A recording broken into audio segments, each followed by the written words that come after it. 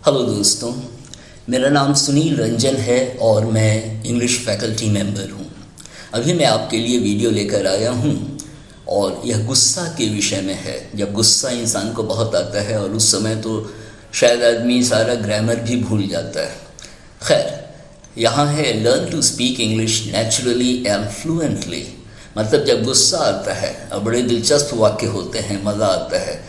लेकिन क्या बात है कि यदि आप किसी भी बात को पॉजिटिवली लेंगे, क्योंकि गुस्सा तो मानव स्वभाव में होता है और इंसान बोलता है, जब उसे गुस्सा आता है तो बहुत कुछ बोल जाता है जो शायद वह दूसरे दिनों में नहीं बोलता है। खैर, तो पहला सेंटेंस है आई डोंट ब्लडी केयर। और एक बात मैं आपको कहना चाहूँगा कि जब इस तरह के सेंटेंसेस आप बोलते हैं तो सेंटेंसेस में भाव झलकना चाहिए, क्योंकि सेंटेंस में भाव नहीं होगा तो फिर सेंटेंस का कोई मतलब नहीं रह जाता। इसलिए गुस्सा भी एक भाव होता है और उस समय गुस्से में आदमी भावावेश में आकर बोलता है। अब जैसे इंडिया में एक सिंगर है किशोर कुमार। किशोर कुमार जो थे वो ट्रेंड सिंगर नहीं थे, लेकिन गाते गाते उन्होंने इतना नाम कमाया, इतना मशहूर हुए। और सबसे बड़ी बात थी किशोर कुमार के बारे में कि उनके गानों में भाव बहुत आ जाता था। जिस भी गीत को वे गाते थे उसमें भाव झलका देते थे और इसके कारण वे बहुत लोकप्रिय भी हुए। तो पहला सेंटेंस हम यहाँ देखते हैं, आई डोंट ब्लडी केयर। और आप देख रहे हैं मैं कैसे बोल रहा हूँ, आई डोंट ब्लडी केयर, मतलब मैं बिल्कुल भी परवाह नहीं करता।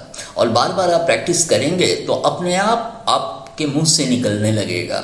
और इंसान सोचकर बहुत ज़्यादा नहीं बोलता है, वो परिस्थिति ऐसी होती है कि उसके मुंह से अनायास अपने आप निकल जाता है।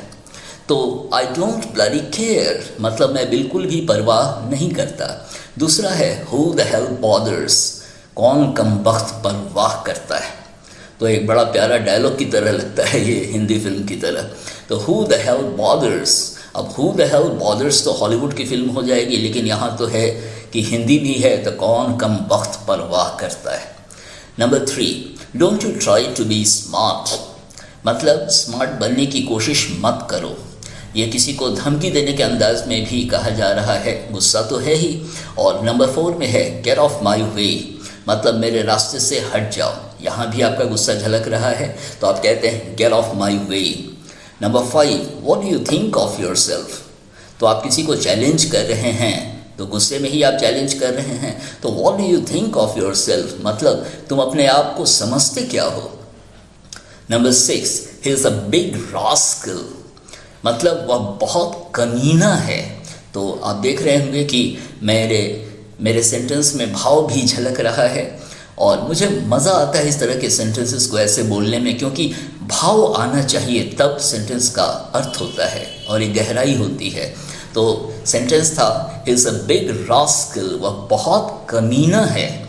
Number 7, an incorrigible liar he is.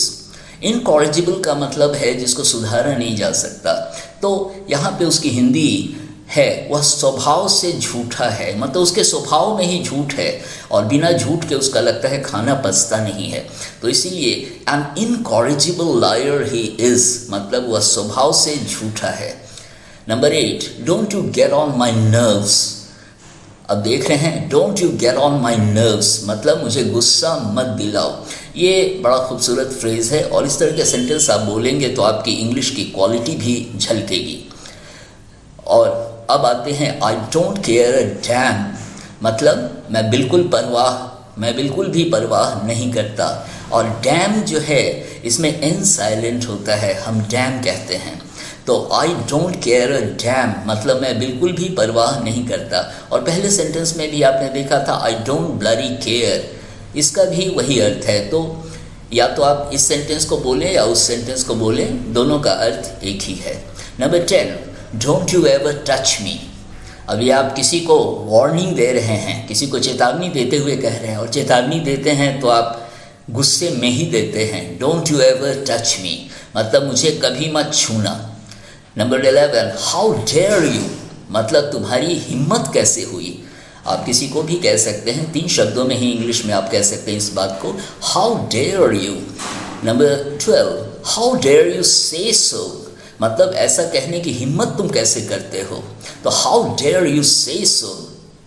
Number 13, oh it's bloody too much, मतलब ओह यह बहुत ही अधिक है। और ब्लडी का सेंस जो होता है ना, इसका मीनिंग होता है बहुत ज़्यादा के सेंस में, और ये बुरा के सेंस में ही नहीं होता है, अच्छे के सेंस में भी आप यूज़ कर सकते हैं। इसलिए आप जितना शब्द की गहराई में जाएंगे उतना आपको उसका अर्थ महसूस होने लगेगा, और जब तक आप बोलेंगे नहीं तब तक वह बात नहीं होगी। इसलिए बोलते रहिए, जहाँ भी आपको मौका मिले आप इंग्लिश के सेंटेंसेस को बोलेंगे तो वो आपके दिमाग में फिक्स हो जाएगा। Number 14, oh I never expected that, मतलब ओह मैंने वैसी कभी आशा नहीं की थी, मतलब आपको कभी ऐसी आशा नहीं थी कि किसी का व्यवहार आपके साथ वैसा रहेगा, तो आप उसको कहते हैं oh I never expected that. Number 15 और ये लास्ट है, हाउ स्टूपिड ही इज। तो आप देख रहे हैं मैं बोल रहा हूँ तो मेरी बोली में आपको भाव महसूस हो रहा होगा। हाउ स्टूपिड ही इज मतलब कितना बेवकूफ़ है वह। तो ये 15 सेंटेंसेस हैं, और इसको बार बार दोस्तों आप बोलकर प्रैक्टिस करेंगे तो इंग्लिश आपकी ज़ुबान पे चढ़ जाएगी, और आपके बिना प्रयास किए हुए अपने आप आपके मुंह से ऐसे सिचुएशन में निकल जाएंगे ये सेंटेंसेस। तो अभी के लिए इतना ही, और आने वाले वीडियोस में उम्मीद है हम लोग फिर मिलते रहेंगे। Thank you.